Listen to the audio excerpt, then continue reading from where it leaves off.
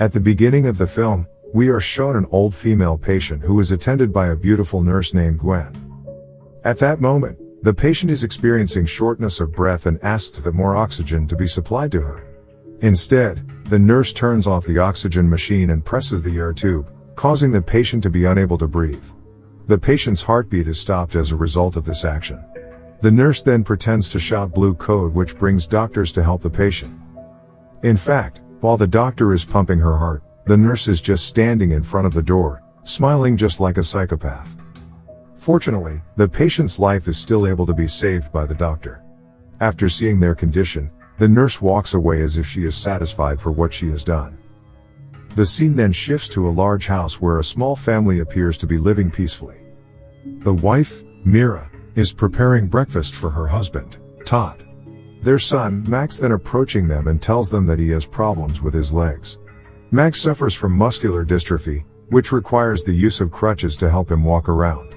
Mira becomes worried when she hears this because her child often walks up and down the stairs on his own.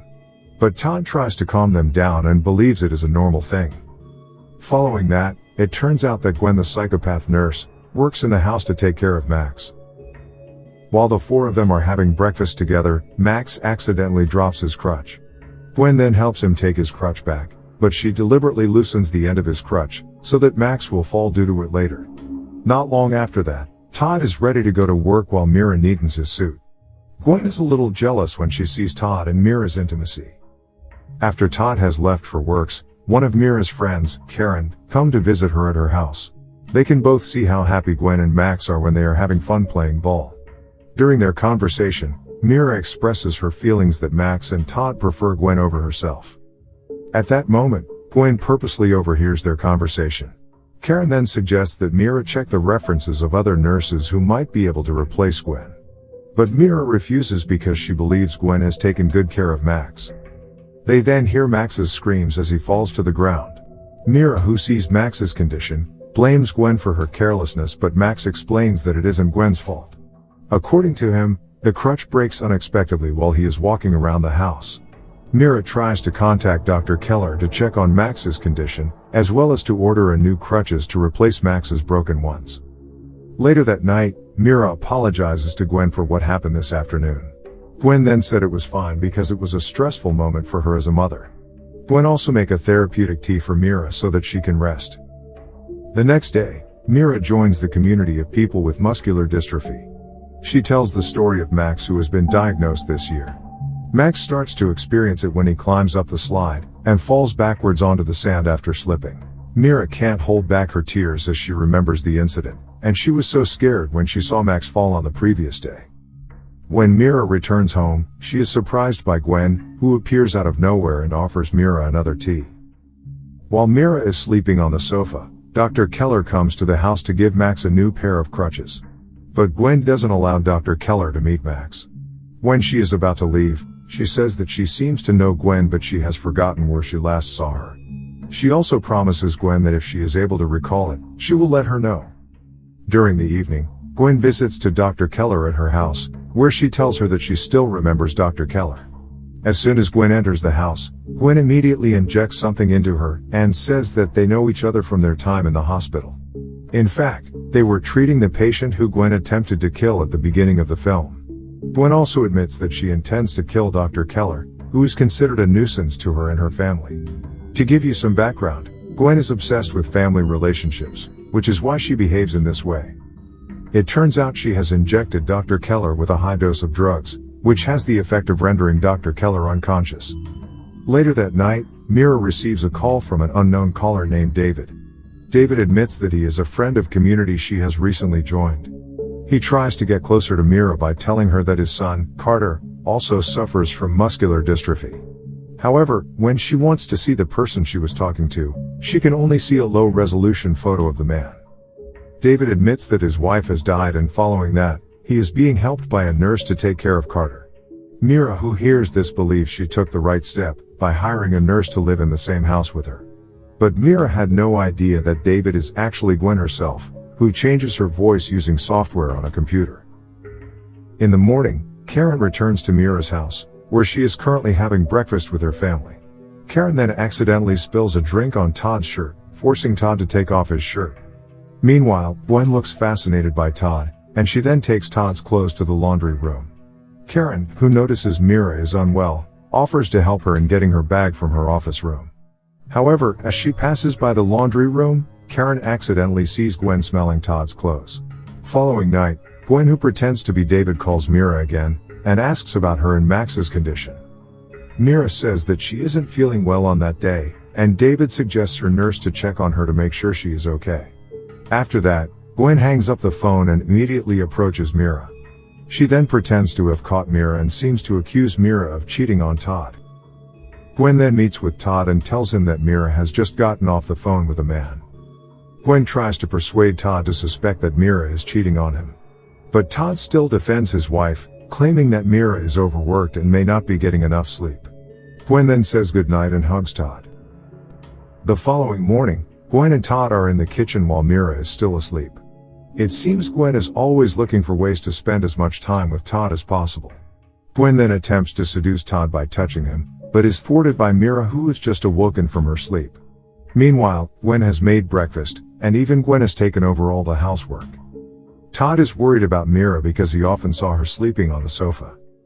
Karen then calls Mira to thank her for sending her birthday flowers on her special day. However, Mira is confused as she hears it because she doesn't remember sending it in the first place. Karen is worried about Mira's condition and advises her to see a doctor. However, it turns out that Gwen is the one who sent the flowers, and she expresses concern that Mira will forget Karen's birthday. After that, Mira suddenly faints when they both go down the stairwell. She said she wants to go see a doctor, and he asks Gwen not to tell Todd about it. But Gwen instead offers to take Mira's blood to be taken to the lab after seeing she is unwell. Later that night, Mira tells David again about the problems at her house. Todd and Max return home not long after, while Mira is busy on the phone. When Mira wants to accompany Max to his room, her vision becomes blurry, and she promises to follow after him. At the same time, Mira gets a message from an unknown person informing her that David is a fraud, just as she is about to fall asleep on the sofa. The next day, Todd tries to wake Mira, who is still asleep on the sofa, and accidentally sees last night's message on Mira's cell phone. Max is confused as well, and he wonders why his mother has been sleeping so much lately. Mira then apologizes to Gwen for having a negative perception of her, despite the fact that she has been working 24 hours at the house. But Gwen feels happy because she is treated as if she is part of the family in this house. Then Mira receives another message about David. She simply responds by telling him not to bother her anymore. After that, Mira forces herself to go to work on that day. At the office, Mira tells Karen that her lab test results is fine. She says that Gwen's suggestion was right, where she just needs to rest. But Karen advises Mira to take the advice of another doctor who has nothing to do with Gwen, but Mira doesn't mind it. Mira then gets an email from Gwen disguised as David. Fake David wants to tell her that Weber, who often sends messages to Mira, is trying to slander him.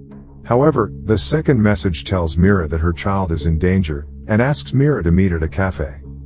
When she is at home, Todd overhears her conversation with Gwen about the person she wants to meet at the cafe tomorrow. Todd, who overheard the conversation, is disappointed because he believes that his wife has cheated on him.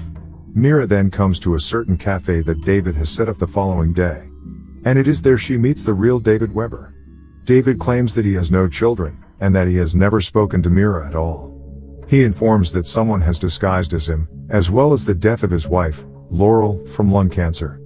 The reason for this is that someone persuaded Laurel to stop chemotherapy and avoid seeing a doctor, which is similar to what Mira is going through at the time.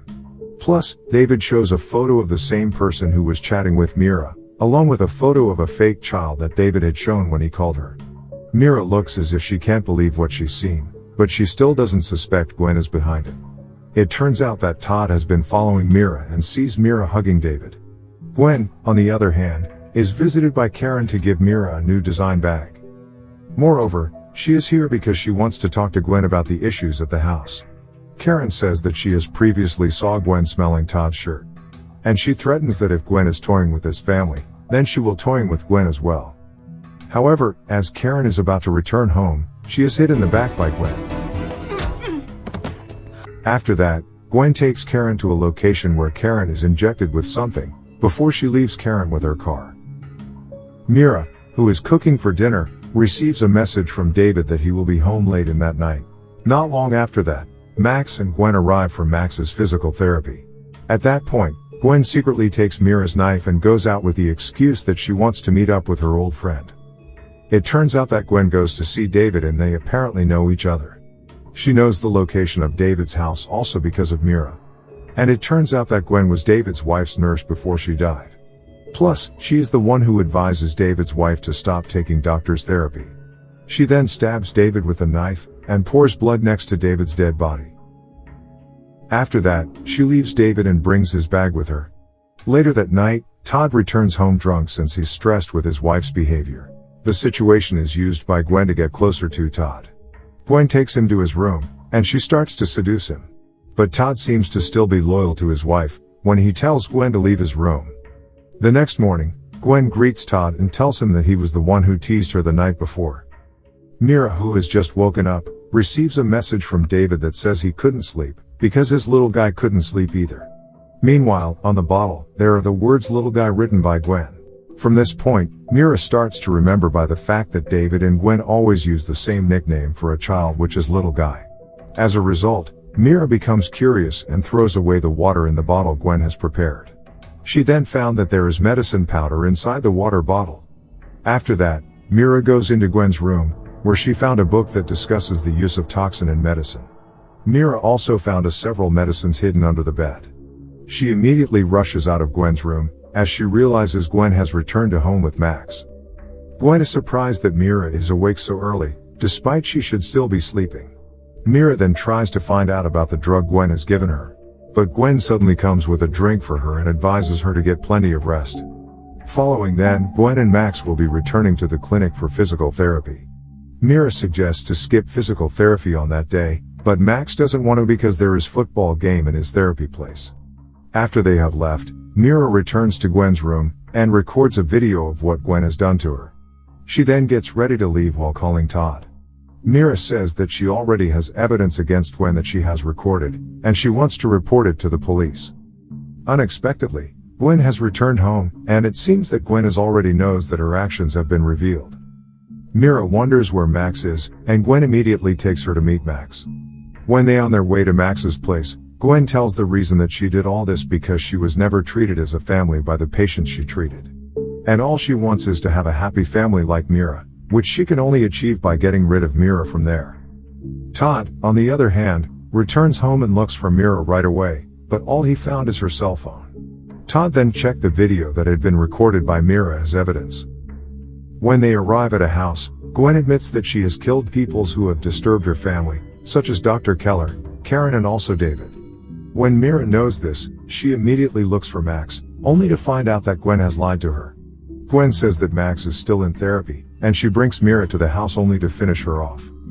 Plus, Gwen reveals that the knife used to kill David has Mira's fingerprints on it, since Mira was the last person to use the knife. As we've seen before, the blood that was spilled next to David's dead body was also Mira's blood, which had been asked to be taken to the test lab. Mira, who hears this, tries to run away from there, but she is blocked by Gwen. In the end, they are forced to fight each other, which Mira manages to survive by giving a teapot blow to Gwen. As a result, Gwen finally lost consciousness and Mira immediately run away from the house with her car. Honestly, the ending for this film is rushed, as the film only ends with Todd, Mira and Max reuniting as one family. It is not known what happened to Gwen after everything she has done.